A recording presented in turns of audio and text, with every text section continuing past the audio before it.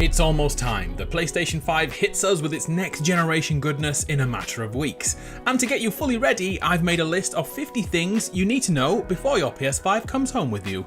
If you've pre-ordered, this video will give you a warm, fuzzy feeling inside as you wait for your new console to arrive. And if you're new here or you're on the fence, you'll see some cool tech. Let's see how many of these 50 you already know. Let's get the basics out of the way. The PlayStation 5 is available in two iterations, one with a 4K Blu-ray drive and one without, the digital version. Here's the first thing of note. The PS5 is 99% backwards compatible with your PS4 games. It's great, yeah? Well, if you have disc-based games on your PS4 and you plan to ditch that console, you'll need to have the disc version of the PS5 to carry on playing them next gen. Because once you go digital, your discs are useless. Speaking of games, at launch, loads of games will have free upgrades to PS5 to optimize and enhance your experience. So if you own any of these games, including Fortnite, Assassin's Creed Valhalla, Borderlands 3, Destiny 2, Doom Eternal, the list goes on and on, know that you'll have a shiny new version on day one for PS5. The upgrades you'll see can vary from improved load times, updated visuals, and higher quality textures, and my personal favourite, improved frame rates. For example, Ghost of Tsushima will run at 60 frames per second on the PS5. There are other games which you'll need to be a bit careful around. For example, Call of Duty Black Ops, you'll need to spend an extra $10, €10 or £10 to move your experience from PS4 to PS5. Pretty move in my opinion. Later in the PS5 cycle, free upgrades to other games will start to pop up, such as Cyberpunk 2077 and GTA Online. GTA Online is a bit strange, it's a free download, but only during its first 3 months on the market on PS5, so be sure to download that and rake in the savings. And to round out our look on games, look at this behemoth. The PlayStation Plus collection. 18 of the best PlayStation 4 games will be available on day one for all PS Plus subscribers who buy a PS5. 18! I break them all down in this video here, but the ones which really blew my mind were God of War and Days Gone. And there's another 16 on top of that. All for free for the PS Plus fam. Whoop whoop! Let's break down the console next. Did you see the teardown from PlayStation? Man, that was strangely satisfying. Here's the main things of note there. It's thick and chunky, like no other. The reason for this size is directly linked to the PS4 and issues many of us had. Real talk right now, homies. How much of a jet engine did your PS4 sound like? It's not a great selling point, is it? Well, this issue is being reversed to become a key selling point instead. From audio tests from YouTubers who aren't me, they say that the PS5 is virtually silent and remain that way for their entire playtime. Inside the PS5, you'll see the sheer size of the heatsink and fan. Damn, that's thick. The massive heatsink acts like a heat absorber to keep the processor super chilled. All the way around the console are vents to push and pull the air around to keep things super cool too. And even dust has been thought about with the PS5 and should keep dust at bay. Let's see if that's still the same in 12 months though.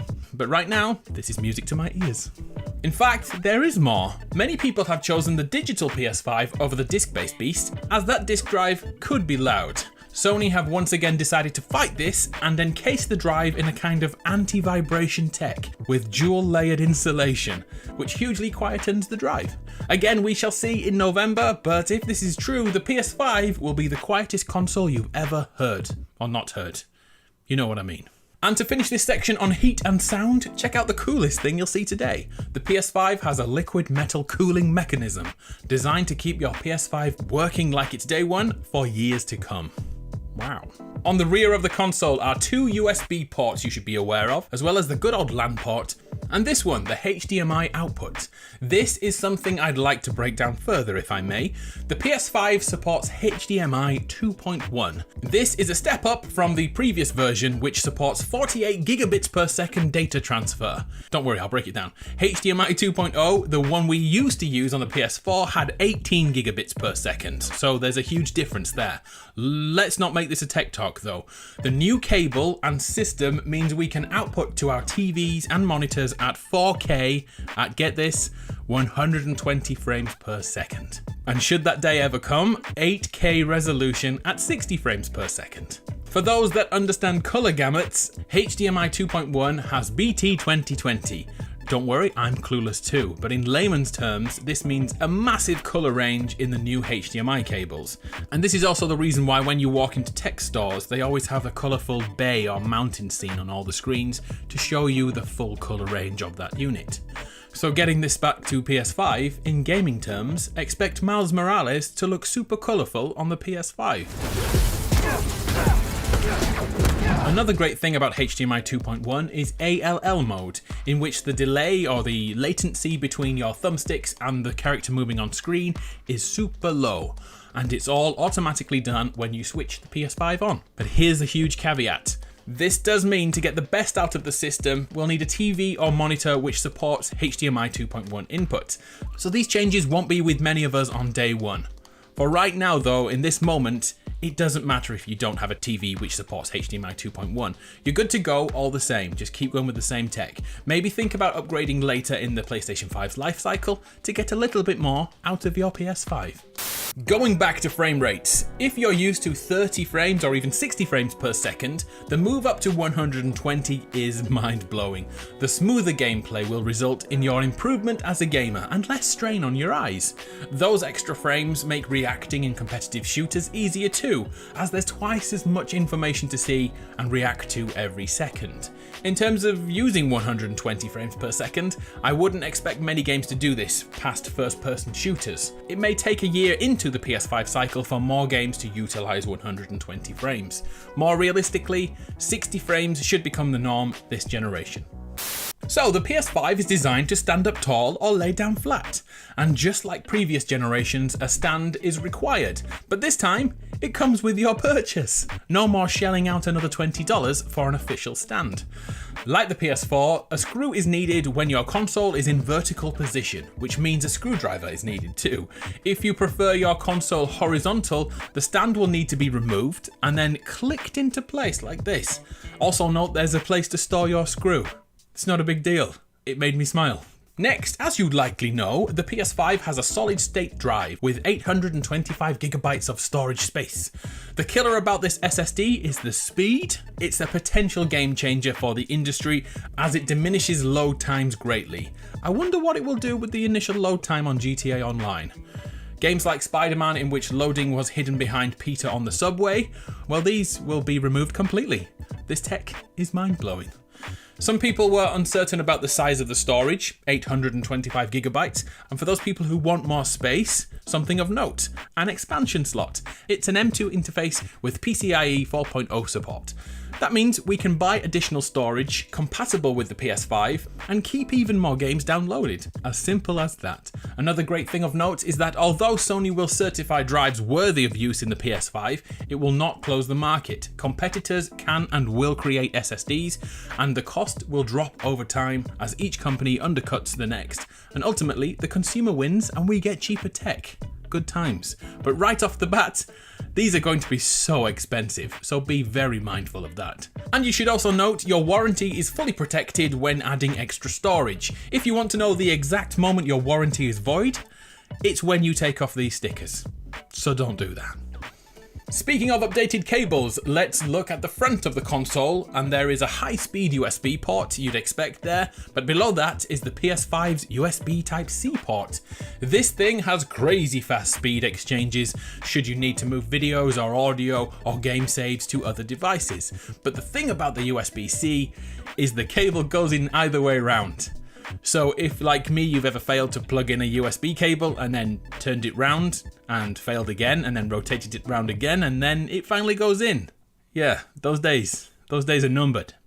Oh, and to confirm, the two extra USB Type-A ports on the back of the console are super speed ones. That's why they have a blue inlay like this, and the standard one on the front doesn't. So if you aren't using USB-C to transfer data, ignore this one on the front and use the two super speed ones on the back. And to finish this physical segment on the console, the faceplates! Did you see how easy they are removed? This indicates we are encouraged to do this and get inside our PS5s for the SSD upgrades, but this also all but confirms the return of customizable faceplates. We have the choice to stick with the OG white or purchase or customize our own versions and stand out from the crowd. What designs would you have on a custom faceplate? There are some great concepts out there already. This is excitement in the most non-gamer way possible. Love it. Next we have something you can't see, because it's audio. The PS5 is set to revolutionize 3D audio in games. At present, if you've ever had the sensation of hearing an opponent in game, but you are unable to locate them due to ineffective audio cues, on the PS5, 3D audio has been a huge point of interest, and from the feedback, we've heard the precision and fine-tuning of audio bouncing off walls in games is unprecedented on the PS5. Our spatial awareness in video games is getting an upgrade to mimic 360-degree audio you get in high-quality cinemas.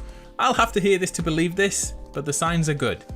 Next up, we have trophies, one of the most addicting things about being a gamer, collecting trophies and flexing on your friends. The PS5 has revamped this system, and if you're on PS4, it's already updated. You can now check yours right now and you'll find your level has risen. I'm currently rank 409, I think, which is none too shabby, I may say. The old system used 1 to 99 to define a level, and now that's changed to 1 to 999. With platinum trophies worth even more. And I have to admit, seeing that number makes me want to start chasing trophies again. How do you feel about trophies right now? What level are you at? And finally, the controller. You can't play a game without something to play it with. I've made a full breakdown of the 21 tiny changes I noticed when the DualSense was revealed, but here's the most important things of note now. The new shape. Following the work of Sega, Atari, Nintendo and Xbox, Sony have redesigned the controller for comfort, so expect it to take a few days to get used to. The term DualSense refers to touch and audio. Gone are the old school rumble motors replaced with haptic tech. Haptic feedback is the tension on items we use in game. They will react in a more realistic way. For example, a bow being pulled back will have the string resistance mimicked on the controller, making it harder to push the button. This will feel different from, say, shooting a pistol. Added realism. And in driving games, the soil, the tarmac, the track under your wheels will feel drastically different, just like in real life. The sound aspect of the controller relates to the 3D audio tech we've looked at earlier, but also note there is a near-field inbuilt microphone in the controller. On the front is a light bar which indicates what player you are in the game. I like that, it's a nice touch. And look on the underside of the controller. The grip bumps are PlayStation shaped.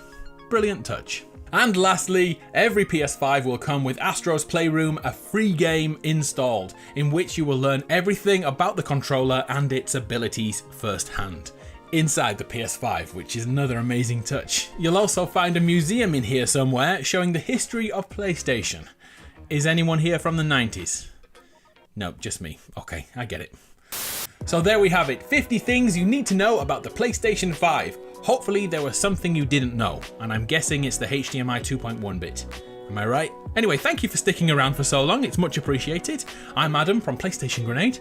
I shall see you next time.